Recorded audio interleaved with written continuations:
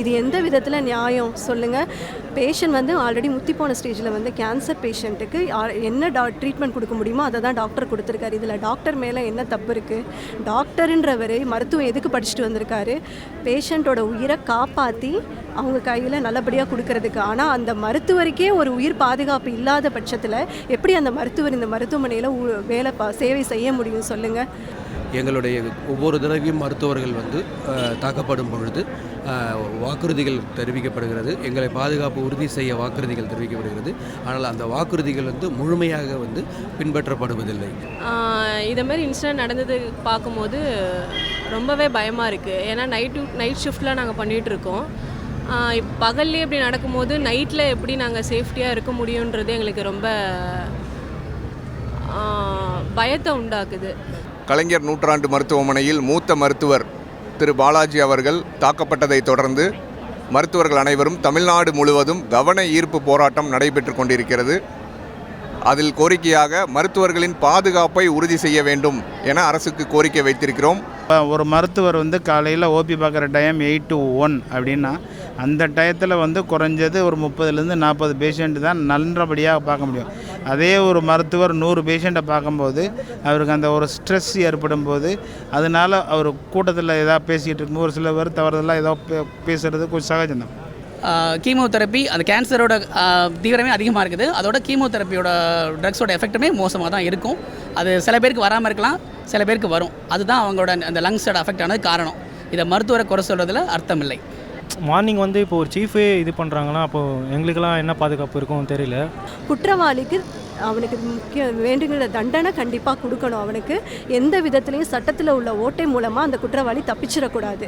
இதுதான் எங்களோட கோரிக்கை.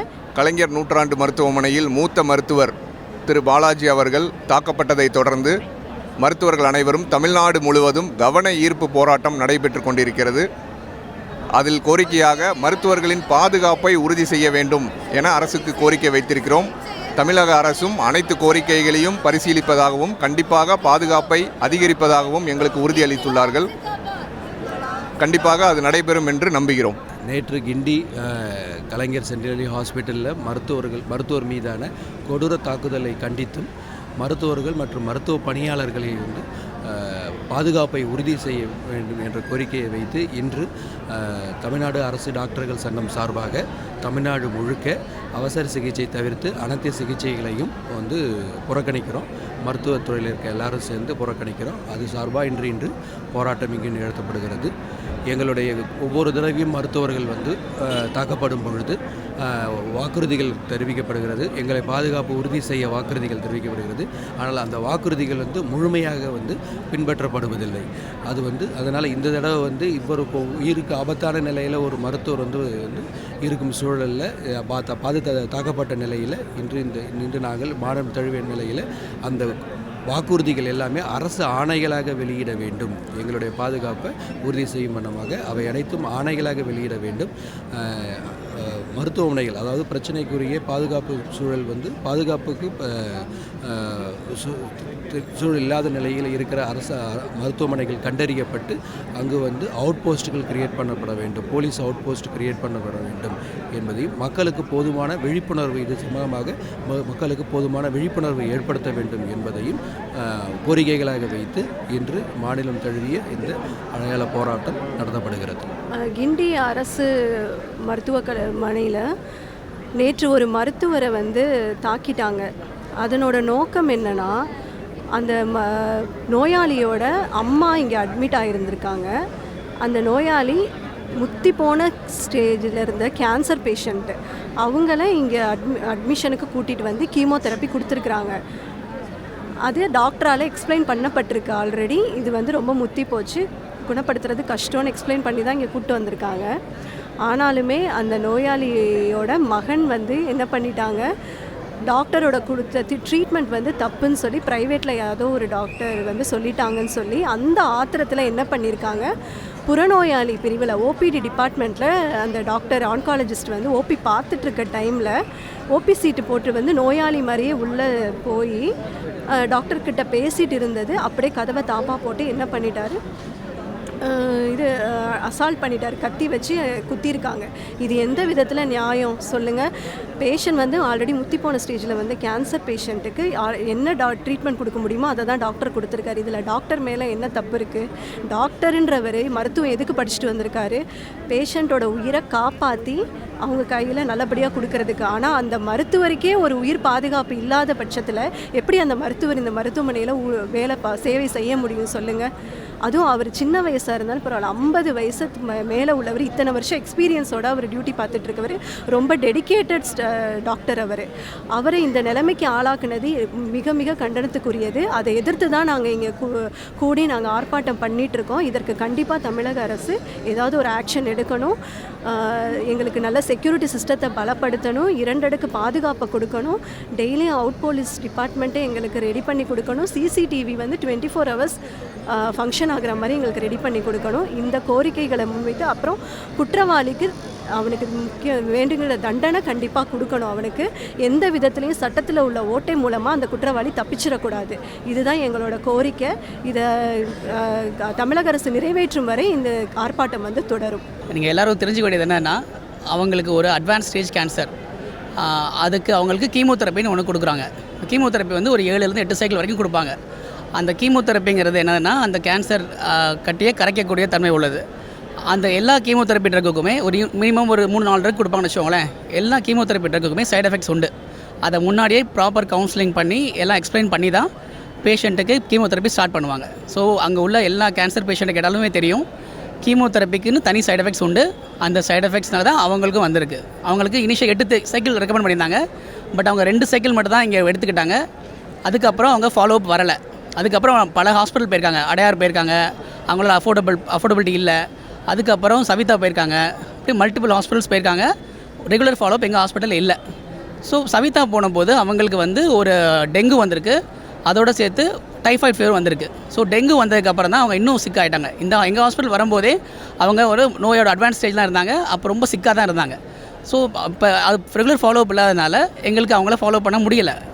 ஒரு 8 மந்த்ஸ் கழிச்சு தான் இங்கே வந்திருக்காங்க. இங்கே வரும்போதே அட்வான்ஸ் ஸ்டேஜ் தான். சவிதாவில் அவங்களே பேட்டி கொடுக்கும்போது சொல்லியிருக்காங்க, சவிதாவில் இருக்கும்போதே ஆக்சிஜன் இல்லாட்டி எங்கள் அம்மா இறந்துருவாங்கன்னு ஒரு பையனே சொல்லியிருக்காரு. ஸோ அவங்க அந்த அளவுக்கு முத்தின ஸ்டேஜில் இருக்காங்க.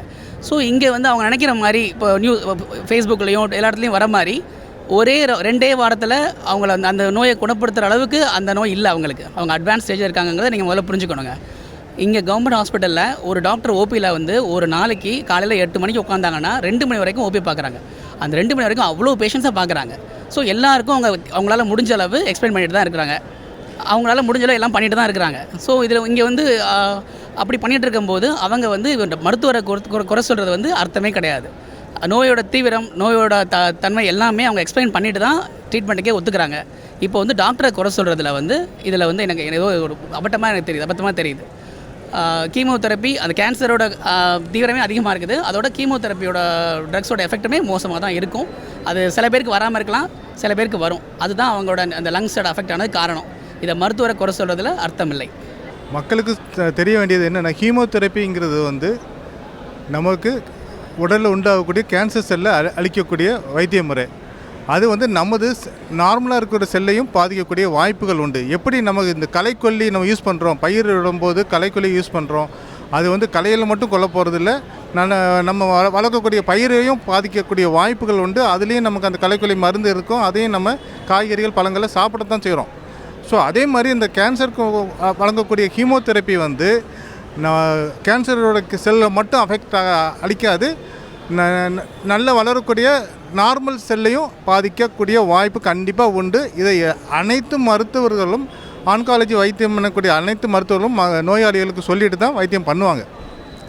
ஸோ அதை ஒழுங்காக புரிஞ்சுக்கிட்டாலே இந்த தேவையில்லாத முதிர்ச்சியற்ற நோய்களுடைய உறவினர்களுடைய செயல்கள் நடைபெற வாய்ப்புகள் தவிர்க்கலாம். அதை நோயினுடைய தன்மையும் அதற்குள்ள வைத்திய முறைகளோட சிக்கல்களையும் புரிஞ்சுக்கிட்டு வைத்தியம் பண்ணுறது நல்லது. ஸோ எப்படி நம்ம பஸ்ஸில் போகிறோம், பஸ் ஆக்சிடெண்ட் ஆகுமான்னு கேட்டுட்டு எந்த ஒரு பஸ் டிரைவர்ட்டையும் கேட்டுட்டு ஏன் போகிறதில்ல, எந்த ஒரு பஸ் டிரைவரும் ஆக்சிடெண்ட் ஆகுங்கிற எண்ணத்தோடு வண்டியை ஓட்ட போகிறதில்ல. அதே மாதிரி தான் ஒரு மருத்துவரும் நோயாளிக்கு வைத்தியம் பண்ணும்போது நோயாளி குணமாகணும்னு சொல்லி தான் வைத்தியம் பண்ணுவாங்க. ஸோ அதேமாரி சில நடக்கும்போது அதை வந்து அக்செப்ட் பண்ணக்கூடிய தன்மை வேணும். அரசு ஆஸ்பத்திரிகளில் எந்த ஒரு ஆஸ்பத்திரியிலையுமே வெளிநாட்டுக்கு போய் ஒரு வைத்தியம் பண்ணால் அதனுடைய அருமைகள் இங்குள்ள மருத்துவர்களுடைய அருமைகள் நல்லா தெரியும். அங்கே போய் ஒரு கன்சல்டேஷன், ஒரு ஸ்பெஷலிஸ்ட் கன்சல்டேஷன் வாங்கணுன்னா க்யூவில் நின்று பார்க்க வேண்டியது இருக்கும். 2 மாதம் 3 மாதம் ஒரு ப்ரொசீஜர் ஆஞ்சியோ பண்ணணும், இல்லை ஒரு பைபாஸ் சர்ஜரி பண்ணணுன்னா இவ்வளோ இது பண்ணணும். அன்லஸ் இது very emergency. So they have to wait. அந்த இது வந்து மக்களுக்கு தெரியலை. அடுத்தாப்பில் வந்து இந்த ரெஃபரல் சிஸ்டம், இந்த ப்ரைமரி கேர் அதுங்கிறது ஸ்டெப்பப் பண்ணணும். எந்த டைரெக்டாக வந்து ஸ்பெஷாலிட்டிக்கு வர்றதை வந்து அதை வந்து primary care, secondary care and tertiary care வந்தால் தான் நோயாளிக்கும் வைத்தியம் பண்ணுறது ஸ்பெஷலிஸ்ட்டுக்கும் ஒரு டைம் கிடைக்கும். அதுவும் ரொம்ப முக்கியம்.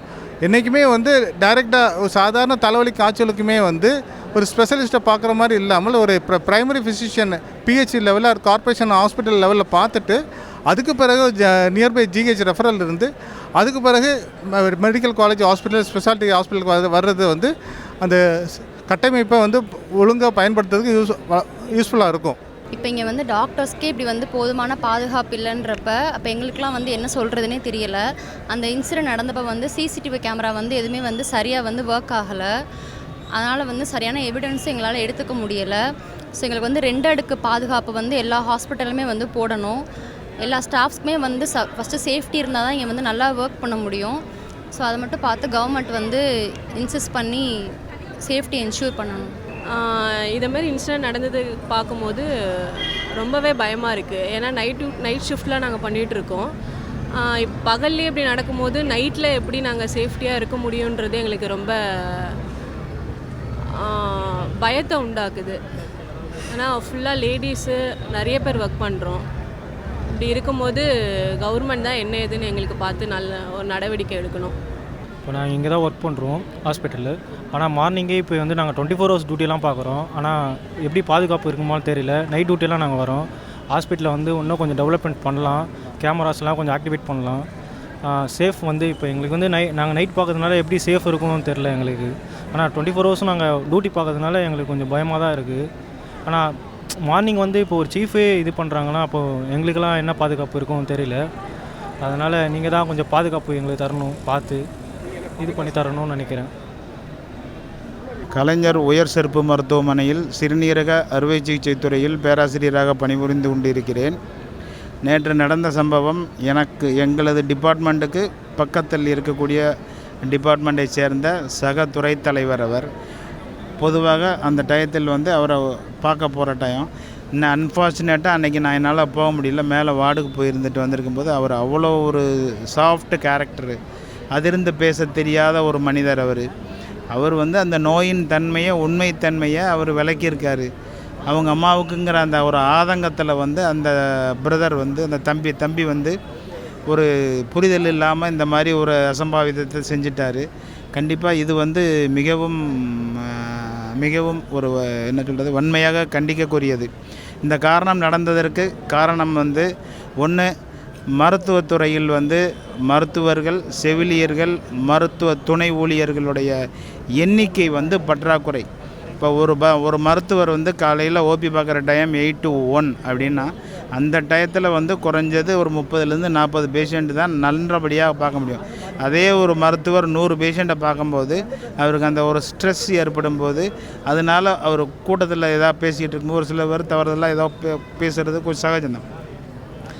பட் ஆனால் எந்த ஒரு நோயாளிகளுக்கும் ஒரு தவறான மருத்துவமோ எதுவோ கொடுக்கணும்னு மனதளவில் கூட யாருமே நினைக்க முடியாது.